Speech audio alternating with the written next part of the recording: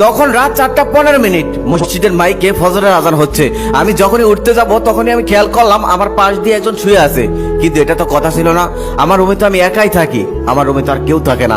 তখন আমি খেয়াল করলাম হালকা আলোতে লোকটাকে দেখতে আমার মতোই। আমি অবাক হলাম, অনেক বড় একটা শক খেলাম, সবাইকে ডাকাডাকি করতে লাগলাম, কিন্তু কেউ আমার কথা শুনতেই পারলো না।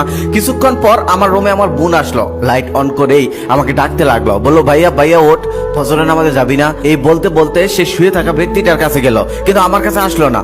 আমি খুবই অবাক হলাম, আমি রাগ করে বললাম, এই আমার পাশে এটা কে শুয়ে আছে আর তুই তাকে কেন ভাইয়া বলছিস? তুই আমাকে দেখতে পারতেছিস না? তবে সে আমার কথা কোনো কর্ণপাতই হলো না। আমার পাশে শুয়ে থাকা মানুষটার শরীরে হাত দিয়ে এসে চিৎকার করে কাঁদতে লাগলো। ঠিক তখনই বাবা মা দৌড়ে আসলো, বাবা মা এসেও চিৎকার করে কাঁদতে লাগলো। মা বিষয়টা বোঝার সাথে সাথে অজ্ঞান হয়ে মাটিতে পড়ে গেল, কিন্তু আমি কিছুই বুঝতে পারতেছিলাম না। আশেপাশে সবাই দৌড়ে এলো, সবাই কান্না করতেছে। সকাল হলো, সকাল হওয়ার সাথে সাথে আত্মীয় স্বজন সবাই ভিড় করলো, এলাকাবাসী সবাই ভিড় করলো, সবাই কান্নাকাটি করতেছে, সবাই আমার পরিচিত লোক। আমি সবার কাছে একে একে যাচ্ছি, কিন্তু কেউ আমার কথাই শুনছে না, কেউ আমার দিয়ে ভিড়েও তাকাচ্ছে না।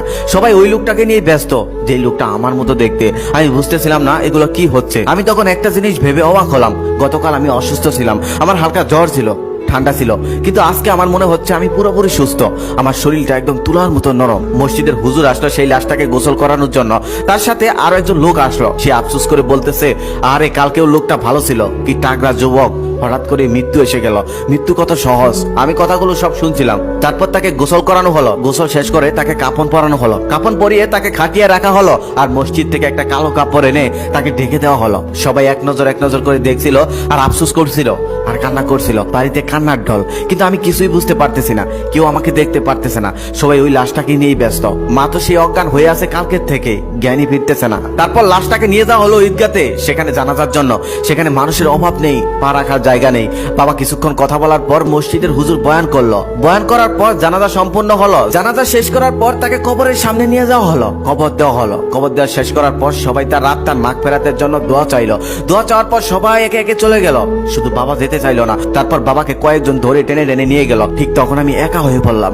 তখন আমি বুঝতে পারলাম আমি আর দুনিয়াতে নেই, আমি কবরবাসী হয়ে গেছি। তারপর আমি আস্তে আস্তে কবরের দিকে যেতে লাগলাম, কিন্তু আমার তখনও বিশ্বাস হচ্ছিল না। তারপর আস্তে আস্তে আমি সেই লাশটার ভিতরে ঢুকে পড়লাম।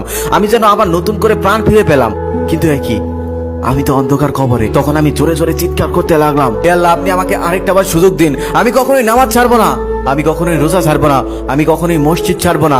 একটু পরে মুনকার নকির আসবে, তারা প্রশ্ন করবে, আমি তাদের প্রশ্নের উত্তরে কি দিব? আমার তো কিচ্ছু জানা নেই। হে আল্লাহ, আপনি আমাকে আরেকটা বার সুযোগ দিন। এত ভয় পাচ্ছিলাম যে ভয় আমি জীবনেও কখনো পাইনি। ঠিক তখনই আমার ঘুম ভেঙে গেল। আমি লাফ দিয়ে উঠে পড়লাম। উঠে দেখলাম আমার শরীরের প্রত্যেকটা লোম দাঁড়িয়ে গেছে। হায় হায়, এটা আমি কি দেখলাম? আজকে আমি মারা যাইনি, তবে আমি যে স্বপ্নটা দেখেছি এটা একদিন সত্যি পূর্ণ হবে। তবে সেটা যে আরো কত ভয়ঙ্কর হবে তা একমাত্র আল্লাহ তাআলাই ভালো জানেন। সবাই মৃত্যুকে স্মরণ করুন, মৃত্যুকে নিয়ে ভাবুন। মৃত্যু নিশ্চিত। মনে রাখবেন, আপনি যদি মৃত্যুকে নিয়ে ভাবেন তাহলে আপনি অন্তত খারাপ কাজে যেতে একটু হলেও ভয় পাবেন। সবাই মৃত্যুকে স্মরণ করুন, সবাই সঠিক রাস্তায় থাকার চেষ্টা করুন।